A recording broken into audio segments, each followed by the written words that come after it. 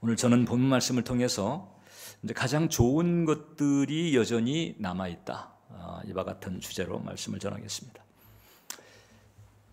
영문학사상 그 가장 위대한 시인 중에 하나로 꼽히는 존 밀턴이라고 하는 분이 있습니다. 1608년 출생인데 이제 런던에서 출생을 했고 자주성가한 그 부르주아 계급의 아들로 태어났습니다. 이제 성장하면서 16살 때 이제 캠브리지에 입학을 하게 되는데 그 당시에는 그 영국 그 국교회 그 사제들이 사실 핵심적인 지배 계층이었기 때문에 옥스퍼드나 이제 캠브리지를 졸업하게 되면은 대체적으로 이제 성직자가 되는 그 관례가 있었습니다. 그 성직자의 길을 걸어가다가 워낙에 이제 문학적 열정이 타오르다 보니까 그 길을 접고 이제 문학가로 가게 되고 그 다음에 이제 당시 이제 복잡했던 그 영국 사회에서 논객으로도 이렇게 이제 활동을 하게 돼요. 이제 그러던 중에 이 영국 국교회와 그 다음에 청교도 이제 개신교잖아요.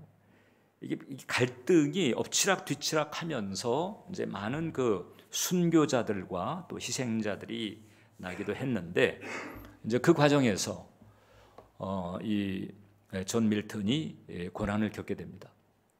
이제 국교회의 핍박도 받게 되고 그 다음에 44살 때 이제 두 눈이 실명을 합니다. 아마 이제 좀 신체적으로도 이제 연약함이 있었던 것 같고 뭐 과로 내지는 이제 그 많은 독서량이 원인이 이제 됐다고 알려지고 있어요. 이제 두 눈이 앞을 볼 수가 없게 됐는데 그 국교회 때문에 결국 핍박을 받고 투옥이 되기도 하고 죽을 뻔도 했습니다. 그런데 이제 교수형이 떨어지려고 하는 것을 이제 벌금을 이제 물어서 살게 되긴 했지만은 그러나 많은 벌금 때문에 말년에 이제 가난을 겪게 됩니다. 자, 그러니까 이제 이 정부 조직의 핍박, 그 다음에 실명, 그리고 가난, 뭐 인생의 그 풍랑, 고난의 풍랑이 닥쳐온 거죠. 뭐 해결되기가 쉽지 않은 겁니다. 한결같이 거대한 정부 조직, 그 다음에 신체적인 이런 아주 치명적인 결함, 그 다음에 이제 두 눈이 보이지 않는 그런 입장에서 어떻게 뭐 돈벌이를 할 수 있고 그러겠어요. 그러니까 정말 웬만한 사람 같으면은 얼마든지 체념하고 자포자기할 수 있는 그런 상황입니다. 근데 그 상황에서 반전이 옵니다. 이 존 밀턴이 하나님에게 파고들어가는, 하나님에게. 어떻게 보면 그 길밖에 없었다라고도 볼 수 있지만은 그게 사실 그 길을 간다는 게 아무나 또 갈 수 있는 것도 아니고 그냥 마음 먹는다고 갈 수 있는 것도 아니고 하나님의 은혜가 임하면서도 거기에 집중하고자 하는 결기가 있어야 가능한 일이거든요. 근데 이 존 밀턴이 바로 그 길을 가게 되면서 이 열린 하늘에 접속이 되게 됩니다. 그리고 이제 하나님으로부터 위대한 명작의 영감을 얻게 되고 그래서 이제 쓰게 된 게 그 유명한 신라곤입니다. 신라곤 이후에도 이제 복락원 그리고 또 투사 삼손 이제 이런 그 명작들을 쓰게 되면서 그 인생의 반전이 오게 되는 거예요. 패기 넘치는 한창 때에 그 패기를 가지고 하려고 했던 그런 것들은 안 됐어요. 패기 가지고 할 수 있다라고 생각할 때는 정작 자꾸 밑으로 추락하는 상황이 됐는데 실명과 가난의 때 자기가 뭐 할 수 있는 게 없는 그런 때에 오히려 가장 좋은 것을 얻는 은혜가 임한 거지. 자, 이런 면에서 이 존 밀턴의 이 반전은 우리에게 이제 중요한 사실을 하나 가르쳐 주는데 그것이 바로 뭔고 하니 이제 나의 생각이 어느 쪽을 향하느냐 대단히 중요하다. 이 생각이 어느 쪽을 향하느냐라고 하는 것은 결국 생각의 내용이 어떻게 흐르느냐 이 얘기거든요. 그러니까 이 생각의 내용이 어떻게 흐르는가에 따라서 삶은 이게 명과 암 여기서 갈릴 수 있다. 그래서 우리가 기억해야 될 사실이 있습니다. 사람의 생각이라고 하는 것은 그 영의 세계를 향한 통로가 된다. 이 영의 세계를 그 감지하고 영의 세계에 접속하는 통로가 되는 거예요. 우리가 신앙의 길을 가다가 뭐 여러 많은 체험, 이적 체험도 하고 뭐 음성 듣기라든지 기타 여러 가지를 경험하는데 결국 그 모든 그 경험들이 뭐 예를 들어서 신체 치유라든가 혹은 환경적 기적이라든가 이런 거로 나타나 할지라도 이제 그런 과정을 통해서 결국 하나님과 실질적인 관계 가운데 들어가게 하는 것은 생각을 통해서거든요. 생각이라고 하는 것이 일상의 세계, 상식의 세계에서 결국 영의 세계로 통하게 하는 그런 통로인데, 근데 이제 이게 이 생각이라고 하는 게 이중성을 가지고 있다고 하는 거죠. 이중성. 무슨 얘기인고 하니? 그래서 생각을 통해서 하나님께 갈 수도 있지만은 또 반면에 이 생각이 하나님과 사이를 가로막아요. 즉 생각의 내용에 따라죠. 집중하기에 따라서는 생각이 열린 하늘로 가는 통로가 되기도 하지만 반면에 이제 일상의 생각이 오히려 장애물이 되는 딜레마가 있다. 자, 그러면 이제 우리가 신앙의 길을 가고 있잖아요. 그러면 신앙의 길을 가는 우리 입장에서 하나님과 사이에서 나는 이제 어떤 생각을 가지는 게 중요할까?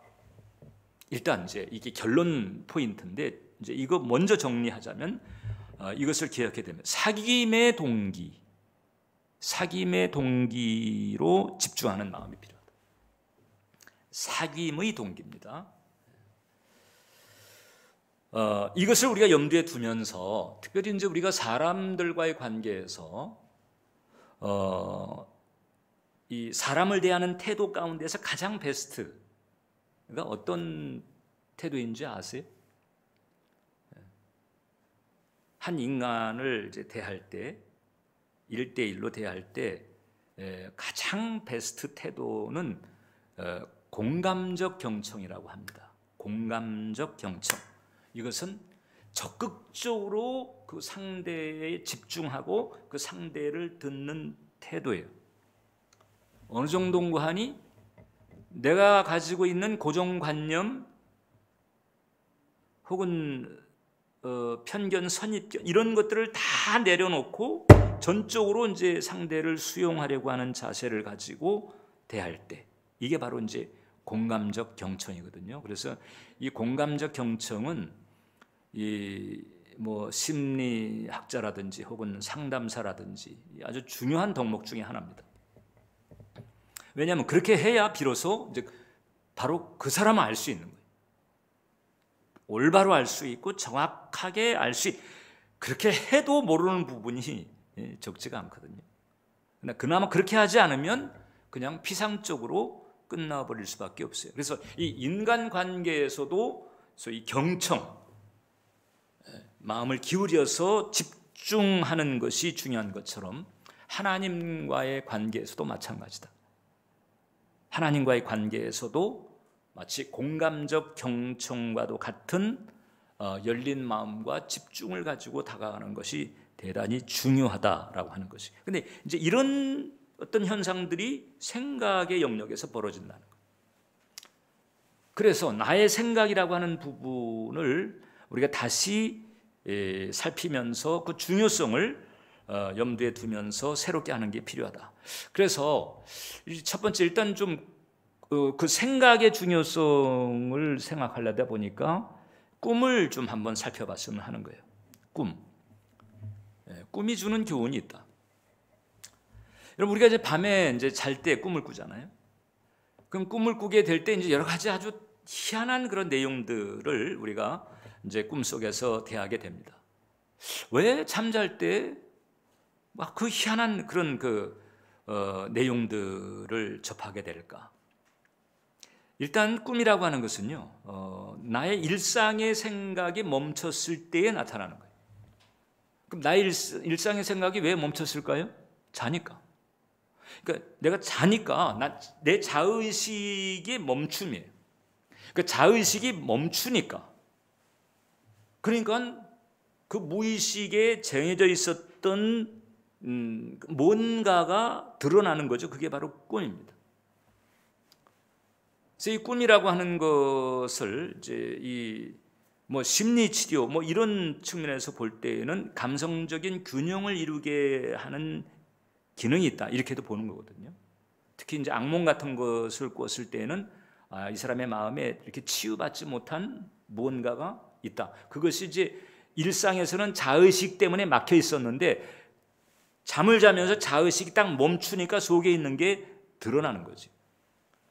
그래서 이 자의식이 멈출 때 꿈을 통해서 내 속에 있는 게 드러나는데, 그게 이제 내 속에 있는 것의 드러남만이 아니고 하나님도 우리 자의식에 멈춘 상태를 이용을 하신다는 거죠. 왜냐하면 이 사람의 자의식이 너무 세서 뭘 이렇게 보여주거나 알려줘도 그냥 패스해버리는 거예요. 자기 생각이 너무 충실해.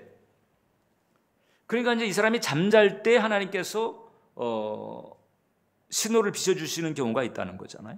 그 꿈을 통해서 민수기 12장을 보면 이르시되 내 말을 들으라. 너희 중에 선지자가 있으면 나 여호와가 환상으로 나를 그에게도 알리기도 하고 꿈으로 그와 말하기도 하거니와.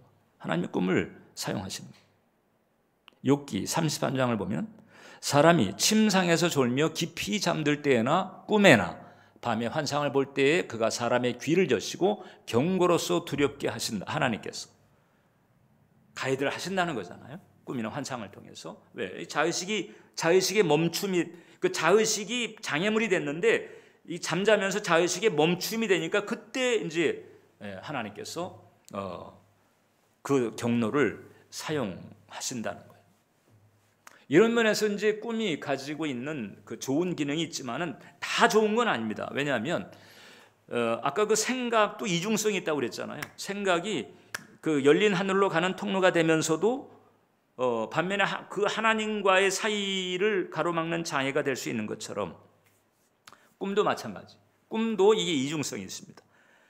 왜냐하면 이게 이제 우리가 무의식 상태에 들어갔다라고 하는 것은 무방비 상태예요. 이게 좋은 것 나쁜 것 내가 이렇게 가리고 분별해가지고 그냥 밀어내고 정리하고 떨어버리고 물리치고 이런 기능이 없잖아요. 그러니까 이게 무방비 상태이기 때문에 이 무방비 상태는 마귀도 타켓으로 한다. 그러니까 하나님도 이용을 하시지만 마귀도 가만 놔두지 않는다는 거잖아요. 예레미야서 29장을 보면 만군의 여호와 이스라엘 하나님께서 이와 같이 말씀하시니라. 너희 중에 있는 선지자들에게와 점쟁이에게 미혹되지 말며 너희가 꾼 꿈도 고지 듣고 믿지 말라는 거죠. 그러니까 어떤 꿈은 이제 하나님의 가이드가 있는 건데 또 어떤 꿈은 고지 듣고 믿지 말아야 될 꿈도 있는 거죠. 이게 바로 이제 꿈이 가지고 있는 양날의 칼이에요. 그리고 우리 무의식 자체가 원래서부터 부패해 있는 거거든요. 주님 만나기 이전에 죄에 쩌들은 상태, 그러니까 의식이 됐든 무의식이 됐든 부패한 상태입니다. 그러니까 근본적으로 내 의식이 됐든 무의식이 됐든 여기서 나오는 것들은 대체적으로 부패하거나 오염된 경우가 많다, 이렇게 일단 보면 되는 거거든요. 너무 목사님 부정적으로 보시는 건 아닌가요? 그런데 도리가 없습니다. 예레미야서도 보게 되면 하나님께서 사람을 보실 때 만물보다 거짓되고 부패한 것이 사람의 마음이다. 그 사람 마음의 속성이라고 하는 것이 그렇다는 것이거든. 그래서 우리가 우리가 주의를 이제 해야 된다는 거죠. 그래서 우리가 이제 이 의식의 멈춤, 일상의 생각의 멈춤이죠. 여기에서 이제 우리가 꿈을 꾸게 되는데 그 꿈의 내용이 계속 암울하거나 좀 부정적이거나 무슨 악몽 비슷한 가위에 눌리는 이런 경우가 많다고 한다면 일단 내 무의식의 상태에 대한 진단이 어느 정도 나오는 거예요. 이게 좀 뭐가 치유라든지 혹은 정화가 좀 필요한 여지가 있구나. 그것을 이제 그래서 살펴보게 돼요. 그 프로이트는 바로 거기에 이제 천착한 사람인데, 이제 그렇게 살펴보다 보게 되면은 결국 뭔가 뭐 어둠이 틈타는 어떤 틈이 있었든지 이제 이런 경우가 이제 있는 거죠. 그래서 잠언서 5장을 보면 꿈이 많으면 헛된 일들이 많아지고 말이 많아도 그러하니 오직 너는 하나님을 경외할지니라. 근데 제가 왜 이제 이 꿈 얘기를 했는가 하니, 이 의식의 멈춤이 되니까 뭐 드러난단 말이에요. 무의식 깊은 곳이 드러나는 거예요. 마찬가지, 영의 세계도 마찬가지입니다. 나의 자의식의 멈춤, 이 열린 하늘로 들어가는 단초가 될 수 있다는 거예요. 그러니까 내 자의식이 멈추지 않으면 열린 하늘, 하나님의 임재로 들어간다든지 그 어떤 영적인 깊은 세계로 들어간다든지 이것은 쉽지가 않다는 거죠.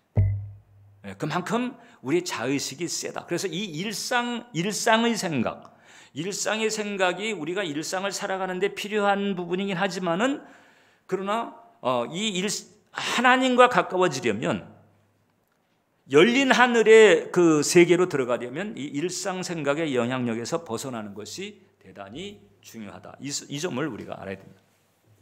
이 점을 우리가 이제 감안할 때에 두 번째, 참된 신자에게는 어떤 은혜가 주어졌는가 하니, 하늘이 열리는 길,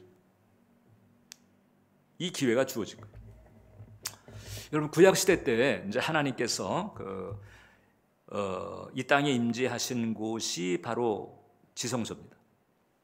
자, 그러니까 꼭 그 성막하고도 지성소 있잖아요. 성막 안에서 지성소인데, 뭐 성막이 됐든 성전이 됐든, 근데 그 지성소 말고도 하나님께서 임재하시고 나타나는 것이 얼마나 많아요. 그렇지만은 그것은 비정기적이고, 그것은 일시적이죠. 그러니까 일관되게 하나님께서 딱 마음을 딱 정하고 내가 거기에 거하겠다라고 그 마음 정하신 곳은 지성소예요.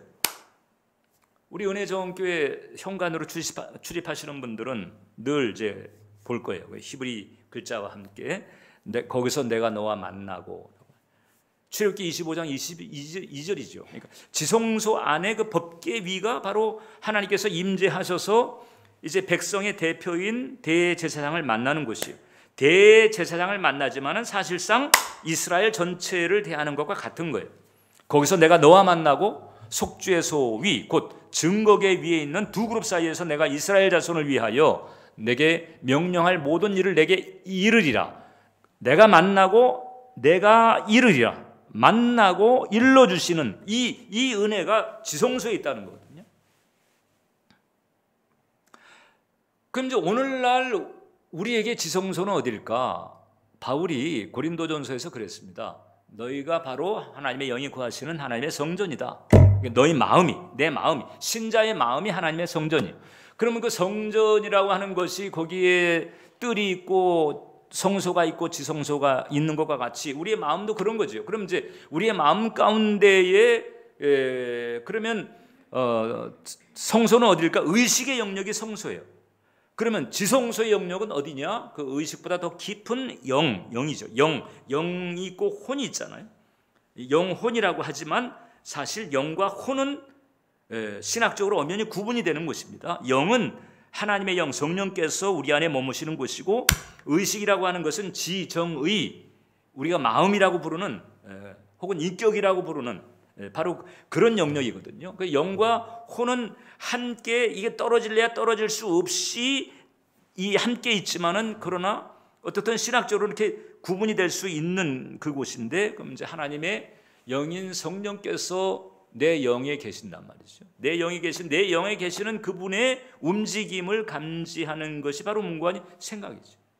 내 생각을 통해서 그분의 움직임을, 그분의 신호, 가이드를 감지하는 거예요. 근데 내 이 생각이 계속해서 그 일상의 생각, 먹고 자고 시집가고 장가가고, 그 성경의 표현대로 하면, 그러니까 시집가고 장가가는 게 나쁘다는 게 아닙니다. 나쁜 게 아닌데 그냥 일상이죠. 일상의 생각에 그냥 거기에 계속 몰입해 버리게 되면, 그러면 그보다 더 깊은 이게 무의식보다 더 깊은 거잖아, 영은. 심리학자들은 무의식을 영이라고도 부르거든요. 근데 이 영적인 맥락에서 본다면은 의식과 무의식보다 더 깊은 곳이 영, 하나님의 성령께서 계신 곳이거든요. 여기에서 있는 성령의 활동을 감지하기가 쉽지가 않은 거예요. 어떨 때? 내가 일상의 생각에 몰두하고 있을 때. 왜냐하면 일상의 생각 자체가 많거니와 그 다음에 그 일상의 생각이 대체적으로 그 죄성이나 저주의식, 부정적인 생각으로 쩔어 있거든. 그러니까 내 영에 계신 그 성령님의 움직임에 대해서 감지 기능이 이게 잘 안 되는 거예요. 자, 그러니까 우리가 이제 신화의 길을 간다 할지라도 일상의 생각에 자꾸 휩쓸리게 되면 어떻게 되느냐? 하나님과의 만남 자체가 쉽지가 않죠. 하나님을 지식적으로 교리적으로는 아는데 인격적인 만남 자체가 이렇게 쉽지가 않아요. 왜 그런 거 하니? 내가 일상의 생각에 휩쓸려 있다 그러면 하나님에게는 사실상 한눈 파는 것과 같아. 여러분들 교실 안에 있는데 그 교실 안에 뭐 전국 최고가 아니라 뭐 세계 최고의 일타 강사가 와가지고 기가 막힌 강의를 하면 무슨 소용이 있어요? 여러분들이 한눈 팔고 있는데.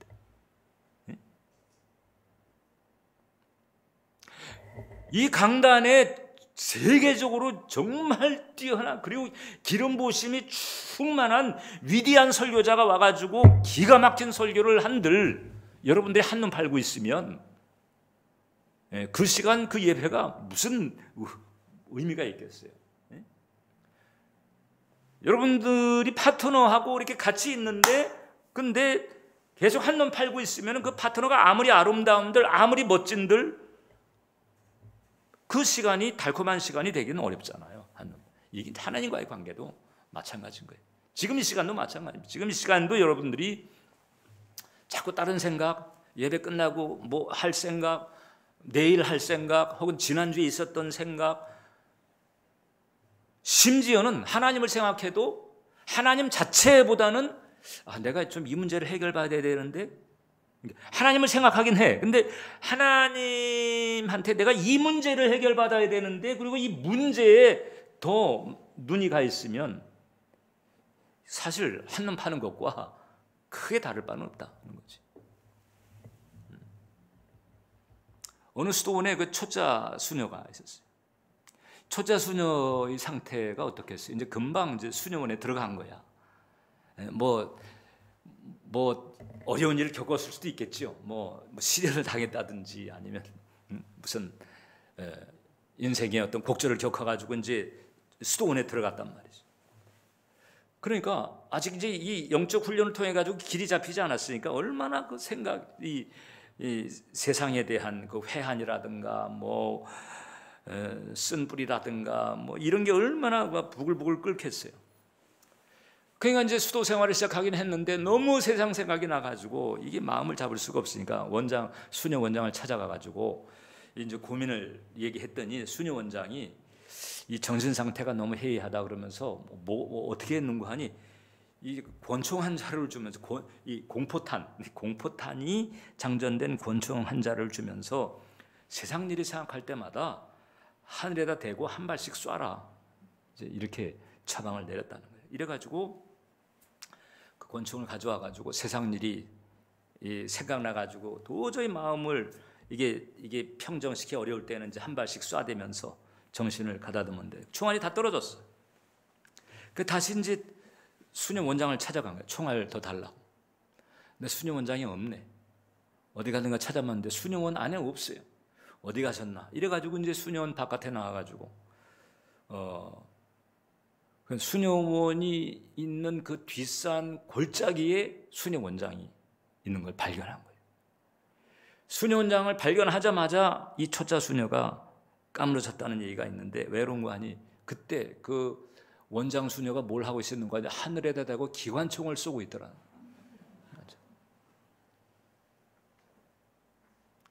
이게 일상의 생각, 우리가 이제 상념이라고도 하고 혹은 분심이라고 하기도 하는데 이 일상의 생각이라고 하는 게 이렇게 어떤 평강, 은혜, 임재 이런 부분들의 장애가 된다라고 하는 거예요. 장애가. 이런 부분을 우리가 이제 이렇게 컨트롤하지 못하면, 잘 다루지 못하면 어떻게 되는 거하니 계속 그 상심이나 분심의 그 수준을 살아갈 수밖에 없게 되는 거예요. 이게 이제 우리의 숙제이기도 한 거죠. 그러나 이제 이런 속성을 알고, 자, 생각이 이런 속성이 있다. 그러니까 그냥 아무 생각이나 받아들이고 그냥 그 생각의 내용대로 막 흘러가고 따라가고, 이러면 안 되겠구나. 왜냐하면 워낙이 이 죄성이나 저주의식이 세거든요. 왜냐하면 주님 만나기 전에 우리가 급 안에서 살았으니까. 그냥 우리 생각은 가만 놔둬도 결국은 죄된 쪽으로, 불신앙 쪽으로 혹은 부정적인 쪽으로 흘러갑니다. 뭐 애를 쓰지 않아도 우리 생각은 자동적으로 그렇게 굴러가요. 그래서 이 생각의 속성을 알고 이제 우리가 이제 이 열린 하늘 쪽으로 다가가려면, 즉 지성소 안으로 들어가려면은 방법이 필요하다. 어떤 방법이냐? 성경이 오늘 이제 시편을 통해서 우리에게 권하는 것이 바로 뭔가, 가만히 있어서 하나님됨을 알지어다. 가만히 있어 하나님됨을 알지어다. 가만히 있자는 거예요. 보통 이제 우리들은 그렇게 생각하고, 이게 막 금식도 하고 막 작정기도도 하고 주여 삼창하면서 그냥 막 목이 터져라 그냥 막 불태진의 기도를 해야 임재의 세계에 툭 들어가는 거 아니야? 이렇게 생각할 수 있는데, 생각하잖아요, 사실. 저도 전에 그랬고. 물론 이제 그렇게 해서 열리는 경우가 있습니다. 근데 대체적으로 직간접적으로 경험해 보게 되면 그 약발이 오래 가지 못하더라. 일관됨이 없는 거예요. 한번 체험은 했는데 그 다음에 또 휘청거리는 경우가 많아요. 성경은 하나님됨을 알려면, 즉 이게 이제 이게 지성소로 들어가는 길이고 혹은 열린 하늘과 접속하는 길이고, 그런데 그걸 알려면 가만히 있으라는 건데, 여기서 가만히 있으라고 하는 것은요, 멍 때리라고 하는 것이 아니고요, 그냥 멍 하고 있는 게 아니고 하나님께 집중하라는 것입니다. 헬라 원어 자체가, 히브리 원어 자체가 그래요. 하나님께 집중하는 거예요. 이 집중을 하다 보니까는 마치 가만히 있는 것과 같은 상태가 되는 거죠.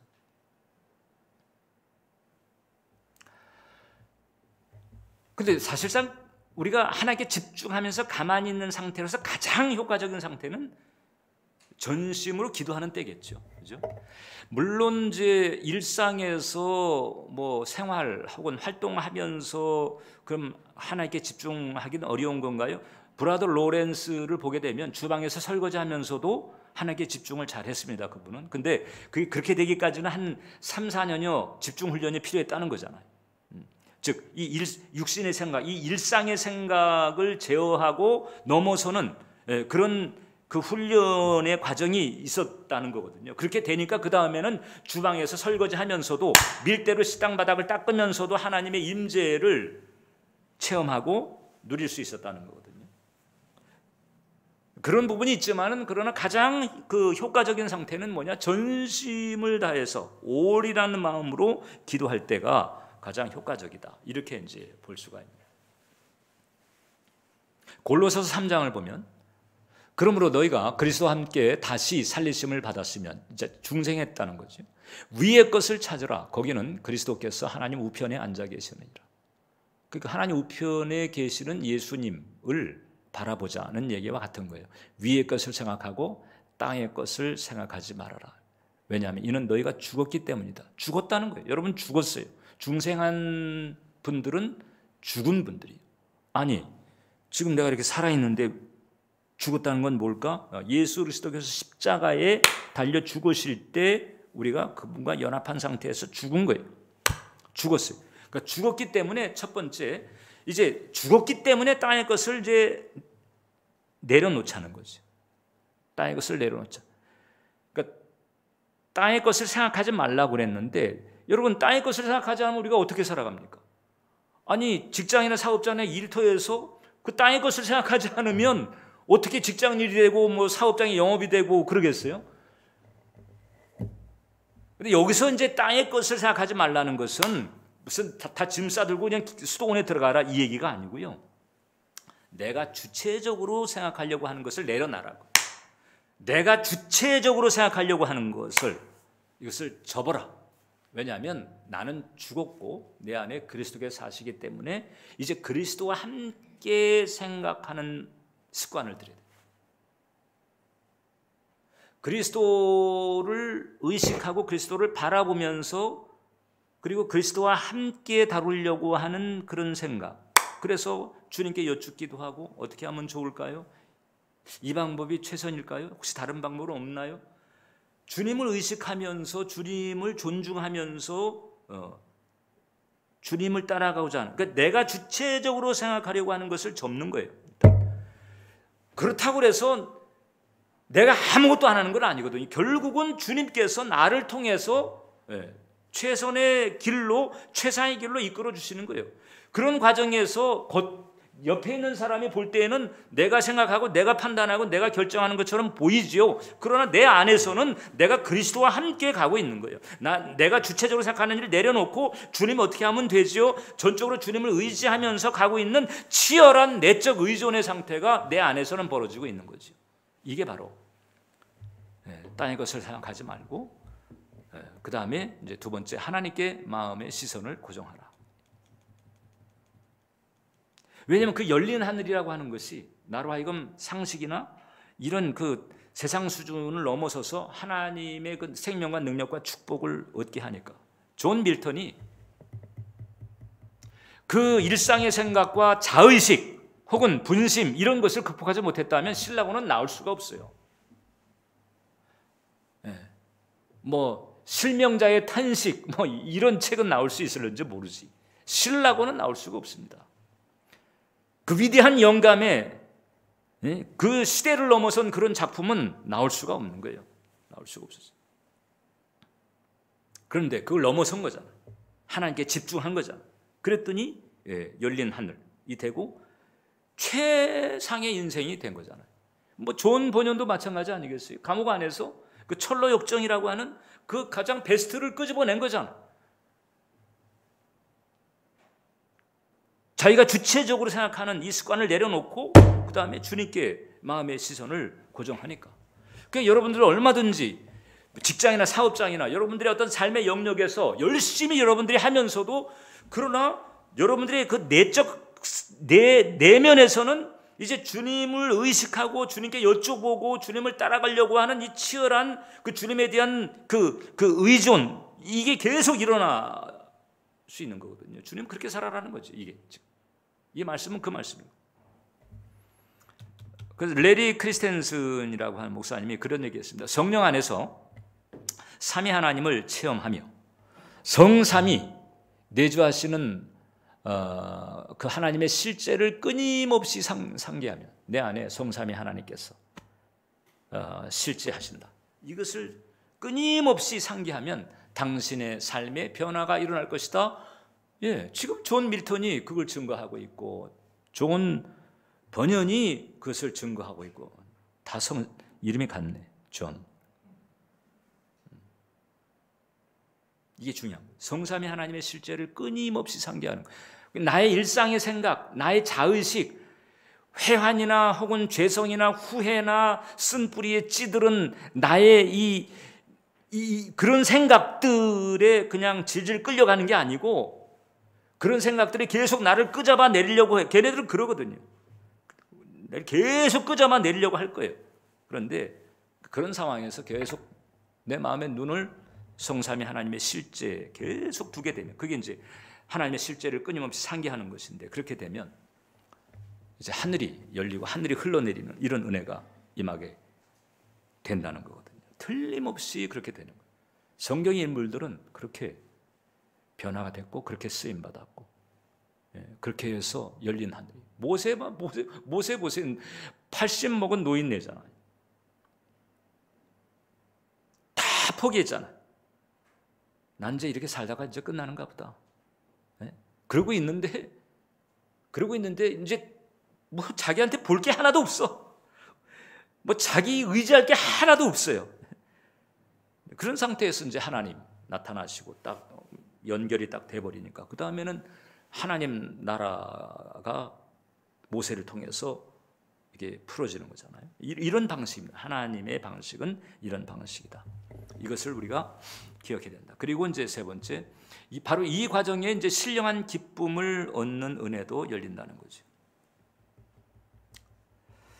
여러분, 이제 우리들이 하나님을 알아도, 예배를 드리고 기도를 하고 이렇게 하나님을 알아도 우리의 취약점이 뭔고 하니, 하나님을 대할 때 우리는 자꾸 이제 필요를 따라 대하려고 합니다. 필요를 따라서. 근데 하나님은 우리에게 사귐을 원하신다는 거예요. 자, 잊지 마세요. 하나님은 우리에게 사귐을 원하시는데 우리는 자꾸 이제 필요를 따라 하나님 만나려고 하는 거예요. 요한일서 1장 3절을 보면, 우리가 보고 들은 바를 너희에게도 전함은 대체로 우리와 사귐이 있게 하려 함이니 우리의 사귐은 아버지와 그 아들 예수 그리스도와 더불어 누립니다. 하나님은 우리와 사귐을 원하십니다.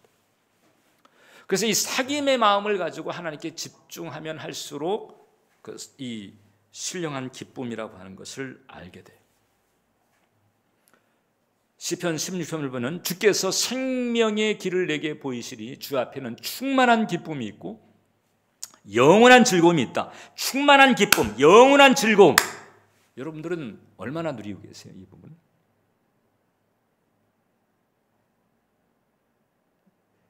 막상 적지 않은 크리스찬들의 그 내면의 상태를 보면요, 오랜 세월 교회를 다니고 예배를 드리고 그렇게 하지만 충만한 기쁨, 영원한 즐거움이 아니고 눌림, 가라앉음, 혹은 우울함, 뭐 이런 게 더 센 경우가 많이 있습니다. 일단 이런 점 하나는 있습니다. 결국 내가 지금 하나님, 주님을 대할 때 사귐의 마음을 가지고 나가는 것이 아니라 필요에 따라 나가는 것이고, 필요에 따라 나간다는 것은 그 필요에 해당되는 부분이 있잖아요. 그게 뭐 돈이 됐든지 문제 해결이 됐든지 뭐가 됐든지 거기에 더 많은 초점, 더 많은 무게가 올려져 있다는 것을 의미합니다. 그렇기 때문에 이게 해결되지 않는 한 마음은 안 편한 거예요. 그러니까 기쁨이나 즐거움이 없어요. 이게 해결돼야 돼. 이게 해결이 안 되면, 그래서 주님을 대하는 데에도 사실 주님을 대하고 주님을 예배하고 주님께 기도하고 있잖아요. 그런데 그 주님을 의식하며 예배와 기도를 드리고 있지만은, 그러나 더 의식하고 있는 것은 지금 내 필요입니다. 그러다 보니까 충만한 기쁨이나 영원한 즐거움, 이 하늘과 연결됐을 때에 그 열린 하늘을 통해서 받을 수 있는 이 은혜가 자꾸 이제 이 지장을 받는 거죠. 여러분, 부부지간에 뭐 남편이 그냥 통장에 돈만 넣어주면은 다 되나요? 그런 관계가 행복할까요? 부족한 것 없이 그냥 돈만 집어넣어주면, 모든 걸 할 수 있는 돈만 집어넣어주면은 그럼 다 된 건가요? 아니죠. 사랑으로 사귀어야 행복이 되는 거죠. 근데 우리는 대부분 이제 구하는 것이나 얻으려고 하는 데에 초점이 많습니다. 그게 어떻게 보면 본성적인 부분이고요. 하나님도 그 부분을 다 헤아리세요. 그래서 기본적인 사랑을 가지고 우리를 품어주시는데, 그런데 이제 사귐이 약할 때는 아쉬운 거죠. 그리고 또 하나님 입장에서 또 안타까운 게, 사귐의 부분이 약해지게 되면 거기서 충만한 기쁨이나 영원한 즐거움, 이 신령한 기쁨은 없는 거예요. 그러니까 교회는 다니고 예배도 드리고 있지만은 마음의 흡족함이나 만족함은 없습니다. 이게 왜 그럴까? 뭐 다른 이유들이 뭐 있을 수 있겠죠. 뭐 예배의 감화라든가 뭐 기름 부으심의 강도라든가 뭐 이런 요인들이 있겠지만은 적지 않니 아주 대부분의 그 요소는 뭔고하니 바로 초점이 다른 거죠. 주님이 원하시는 것과 내가 원하는 것이 초점이 이제 다른 부분인 거예요. 그렇다고 해서 주님이 우리의 필요를 무시하시나요? 그건 아니잖아요. 일용할 양식을 구해라, 또 뭐 대적해라, 뭐 아무튼 강청 기도해라, 뭐 아무튼 그런 그 필요에 대해서 인정하시고 채워주시지만, 그러나 하나님은 사귀기를 더 원하신다. 가만히 있어서 내가 하나님됨을 좀 알고 문나라 위에서 높임을 받는 이런 게 좀 있었으면 좋겠다. 내가 세계 중에서 좀 높임을, 내가 하나님 아니냐, 내가 뭐 과한 걸 바라는 것도 아니고 그냥 하나님으로서 그냥 하나님답게 좀 이렇게 좀 예우받기를 원하는데 그건 좀 너희들 아니면 누가 하겠냐 이제 이거거든요. 존 오웬이라고 하는 그 청교도 목사님이 그런 얘기했습니다. 영적으로 생각이 돌아간다는 것은 하늘에 속한 것들, 위에 있는 것들, 특히 하나님 우편에 계신 그리스도를 즐거움으로 생각하는 것이다. 이게 이제 사귐이지, 사귐. 우리의 정서와 생각들이 하나님을 기쁨으로 향하면 그것이 바로 영적으로 생각하는 것이며 바로 그것이 하나님과 동행하는 것이다. 자, 그래서 여러분, 이 생각이 중요한 통로인데 생각의 내용에 따라 명암이 갈려진다. 그러면 밝은 쪽으로 가려면 이제 하나님께 집중해야 되는데 필요만 가지고 나아가는 것보다도 사귐의 마음을 가지고 하나님께 집중하려고 힘쓰자. 그런 변화가 있도록 해야 돼. 그러면 필요만 채워지는 게 아니고요. 생각지 않았던 것까지. 실명의 가난에 그냥 죽을 때까지 그냥 굶지는 않고 살았으면 이게 아니고 신라권이라고 하는 그 명작이 턱 열려지게 되는 것과 같은 은혜가 임하게 되는 거잖아요. 목사님 어떻게 하면 좀 그렇게 될 수 있을까요? 일단 그냥 예수님 생각만 해도 돼요. 뭐 복잡한 가지 그냥 내내 그냥 예수님 일하면서도 그렇고 예수님 뭘 집중해야 될 땐 집중하면 돼. 나쁜 일이 아닌 한에는. 그런데 그러지 않을 때는 예수님. 그리고 예수님 좀 더 붙인다면 예수님 사랑합니다. 예수님 존경합니다. 예수님 감사합니다. 예수님 이렇게 계셔서 얼마나 좋은지 몰라요. 이렇게 하다가 또 갑자기 또 그 쓴뿌리나 일상에 또 흘러갔다. 그럼 그때 그냥 아이쿠 내가 또 한눈 파네. 그리고 또 다시 주님을 향하는 거예요. 그렇게 하면 돼요. 그렇게 하면 그렇게 자꾸 하잖아요. 그게 브라더 로렌스가 체험한 건데 그렇게 되니까 그 다음에 이게 이제 어느 시기를 통과하게 되니까 그 다음에는 이런 임재의 달콤함 같은 게 있는 거죠. 그 신령한 기쁨 같은 게 오는 거죠. 그러니까 묵상 중에서 이런 차원에 들어간 사람이 하는 말이 이 말씀이 이게 소이꿀보다 다네. 그게 바로 그런 열림에서 오는 거거든요. 그런 자리에 가자. 우리에게 좋은 것들 그리고 특히 가장 좋은 것은 아직 기다리고 있어요. 아직 오지 않았어요. 나도 그렇고 여러분들도 그렇고 우리 모두에게 가장 좋은 것은 지금 아직 오지 않았어요. 기다리고 있습니다. 우리가 거기 가기를 기다리고 있다. 또 거기 우리가 가려고 하면 갈 수 있다는 거잖아요. 오늘은 어떻게 갈 수 있는가를 나눈 거죠. 그렇게 해서 좋은 것들과 또 가장 좋은 것을 놓치지 않고 누리는 여러분들의 시기를 축원합니다. 기도하겠습니다. 살아계신 하나님, 오늘 주께서 우리에게 이렇듯 가장 좋은 것, 또 좋은 것들을 열린 하늘을 통해서 누릴 수 있는 길 나누게 하셔서 감사합니다. 이제 우리 교우들이 생각을 잘 간수하며 그 생각을 주님께로 향하고 특별히 이제 필요만 챙기는 것이 아니라 이제 사귐의 마음을 가지고 나아갈 수 있도록 도와주옵소서. 예수님 이름으로 기도합니다.